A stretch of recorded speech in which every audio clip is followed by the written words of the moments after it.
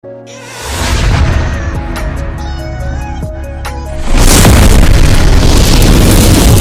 Friends, welcome back to my channel. तो Prada वाइट blog को आउ थे आप स्वागत। तो मो चैनल टे कहि प्रेडा वाइट ब्लॉग लाइक सब्सक्राइब शेयर करेंगे।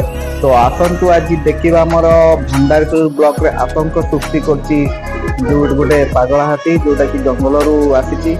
तो देखुं यहाँ हूँ भंडारपुर ब्लॉक किसी दृश्य जहाँकि आमर नगुआ पंचायत दे आमर बारीपुर दे भंडारपुर ब्लॉक देकी जाइए जोटा कि आम आपन को लाइव देखु। तो देखु आपण मानक देखा चित्रटी पागल हाथी किसी दृश्य जहाँकि ग्रामवासी मैंने बहुत हैरान होती। तो पछरे लोक गोड़े पागल हाथी पछरे। तो देखिपे आप दृश्यटी आपंकर यहाँ हूँ नगुआ पंचायत किसी दृश्य। पागल हाथी आमर भंडारपुर ब्लॉक देकी बारीपुर केनाल रोड देकी नगुआ जा पहुंची। तो पछरे बहुत लोक गोड़ाई प्रशासन तरफ किसी भी सुरक्षा करा देखु चलतु दृश्यटी आपण मानक। तो देखिपे लोक मैंने बिल में गोड़ई चलती हाथी को। प्रशासन भी किसी आसिकी घेराव कर हाथी को। प्रशासन भी किसी लोक मान बाट दौरान पागला हाथी पछरे गोड़ातु ना। देखिपे आप दृश्यटी आम नगुआ पंचायत। तो प्रशासन भी आसिक पहुंची किसी से माने फरेस्ट गार्ड जो आरेस्ट ऑफिसर मैंने भी हाथी को कैप्चर करने किसी भी सहयोग कर। ग्रामवासी मैंने भी पचर गोड़े हाथी पचर।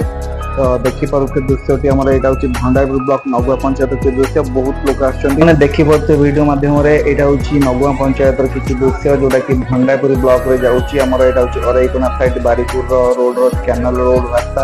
तो लोक मैंने बहुत अच्छा जहाँ पचर लोक पचरे।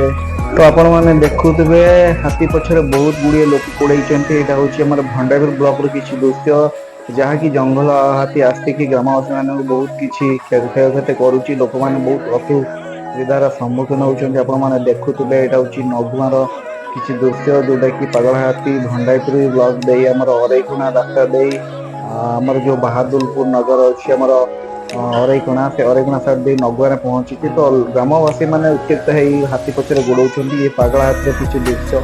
तो देखिपे बहुत गाँव में क्षयक्षति कलापर लोक मैंने देखिपे ग्रामवासी मैंने उत्तेजित हाथी पचर गोड़ाउं बिल मझे। तो भिडियोटी एतिक एंडिंग कर नेक्स्ट ब्लॉग में किसी देखिए। थैंक्स।